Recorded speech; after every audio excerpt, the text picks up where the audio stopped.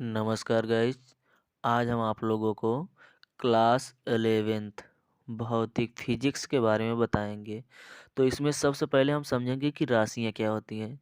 तो आपको इसमें राशियां दो प्रकार की होती हैं। एक होती है अदिश राशि स्केलर क्वांटिटी, दूसरी होती है सदिश राशि वेक्टर क्वांटिटी। और हम आपको अदिश राशि और सदिश राशि के बारे में बताएंगे। तो सबसे पहले समझेंगे कि अदिश राशि क्या होती है, स्केलर क्वांटिटी क्या होती है।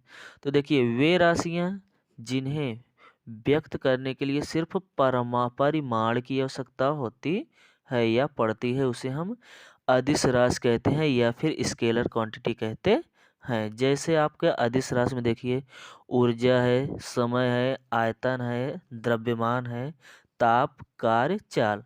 तो जैसे देखिए, चाल है। चाल क्या होता है कि एकांक समय में चली गई दूरी को ही चाल कहते हैं। तो देखिए, इसमें आपका दूरी भी दिया है। जैसे कोई वस्तु है, एक वस्तु 4 किलोमीटर तक जाती है। तो 4 किलोमीटर तक जाने में उसे मान लीजिए कि 2 घंटे का समय लगता है। कितने? 2 आवर्स का समय लगता है।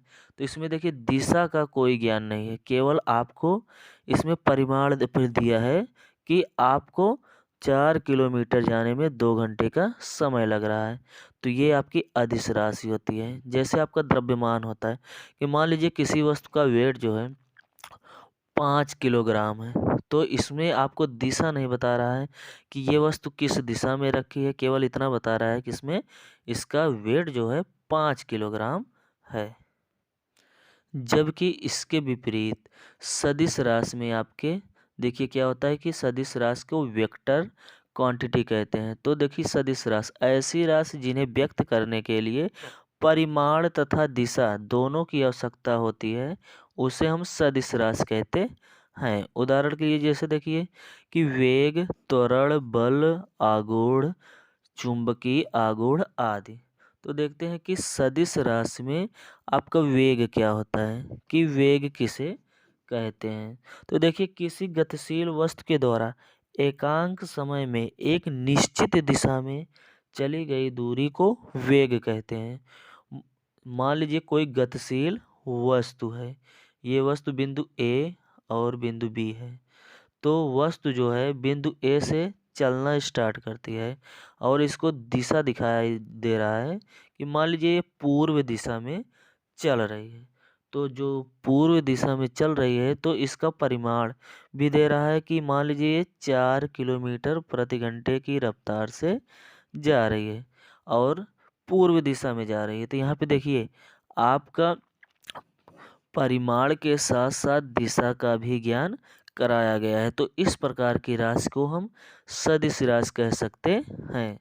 जैसे त्वरण होता है, तो त्वरण भी आपका एक सदिश राशि है। बल आघूर्ण भी सदिश राशि है। चुंबकीय आघूर्ण भी सदिश राशि है। अब हम आगे देखेंगे कि सदिश राशि कितने प्रकार के होते हैं। तो सदिश राशि में आपका पहला आता है कि वेक्टर के प्रकार या सदिश के प्रकार, टाइप्स ऑफ वेक्टर। तो इसमें सबसे पहले आपका है समान वेक्टर। समान सदिश किसे कहते हैं? तो ऐसे वेक्टर जो परिमाण तथा दिशा में एक समान होते हैं, उसे हम समान सदिश कहते हैं। जैसे मान लीजिए कि कोई वस्तु है ए और बी बिंदु पे। मान लीजिए एक और वस्तु है कि सी और डी बिंदु पे। तो ये दोनों जो है 4 किलोमीटर की रफ्तार से जा रहे हैं और पूरब से पश्चिम दिशा में मान लीजिए जा रहे हैं। ये भी 4 किलोमीटर की रफ्तार से जा रहे हैं। तो देखिए, इसमें 4 किलोमीटर जो दिया गया है, दोनों का परिमाण जो है समान है कि 4 4 किलोमीटर है और दोनों की दिशा भी एक समान है। तो इस प्रकार की राशि को हम समान सदिश राशि कह सकते हैं। दूसरा आपका है असमान वेक्टर। ऐसे वेक्टर जो दिशा में समान तथा परिमाण में विपरीत होते हैं या उसे असमान वेक्टर कहते हैं। या भी ऐसे कह सकते हैं कि ऐसे वेक्टर जो दिशा में विपरीत तथा परिमाण में समान होते हैं, उसे हम असमान वेक्टर कह सकते हैं। जैसे मान लीजिए कि एक वस्तु ए है, ये 5 किलोमीटर प्रति घंटे की रफ्तार से जा रही है और एक वस्तु बी है, ये भी 5 किलोमीटर प्रति घंटे की रफ्तार से जा रही है। तो इसमें आप देखिए, इसका जो परिमाण है 5-5 किलोमीटर समान है, लेकिन मान लीजिए ये पूर्व से पश्चिम दिशा में जा रही है और ये पश्चिम से पूर्व दिशा में जा रही है, तो इन दोनों की जो दिशा है वो असमान हो गई है। क्या हो गई है? असमान। और परिमाण जो होता है वो समान हो जाता है। तो इस प्रकार की राशि को हम असमान वेक्टर राशि कह सकते हैं। और आपका तीसरे नंबर पे है शून्य वेक्टर किसे कहते हैं? ऐसा वेक्टर जिसका परिमाण शून्य होता है तथा दिशा में अनिश्चितता होती है, उसे हम शून्य वेक्टर कहते हैं। कहने का मतलब इसका परिमाण जो होता है वो शून्य होता है, कि इसका परिमाण कुछ दिया ही नहीं रहता है और इसकी दिशा की कोई ज्ञान नहीं होती है कि किस दिशा में जा रही है। तो ऐसे वेक्टर को हम शून्य वेक्टर भी कह सकते हैं। जैसे आपको जीरो के ऊपर देखिए एक एरो के द्वारा दिखाया गया है, तो इसे ही हम शून्य वेक्टर कह सकते हैं। आगे आपका है एकांक वेक्टर। किसी वेक्टर तथा वेक्टर के परिमाण के अनुपात को एकांक वेक्टर कहते हैं। जैसे देखिए आपका वेक्टर ए है, तो इसमें देखिए किसी वेक्टर वेक्टर ए बटे परिमाण के, उस वेक्टर के परिमाण के अनुपात को हम एकांक वेक्टर कहते हैं। इसे हम यूनिट वेक्टर भी कह सकते हैं। तो इस प्रकार के वेक्टर को आप एकांक वेक्टर कह सकते हैं।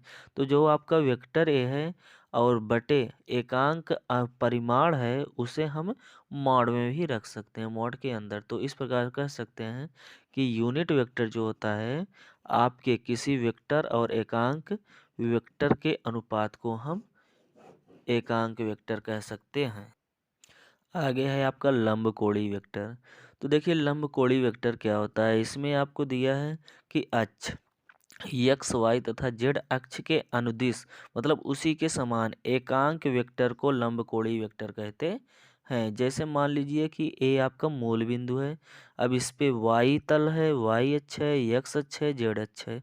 तो एक्स अक्ष के अनुदिश आपका वेक्टर आई है, वाई अक्ष के अनुदिश वेक्टर जे है और जेड अक्ष के अनुदिश आपका वेक्टर के है।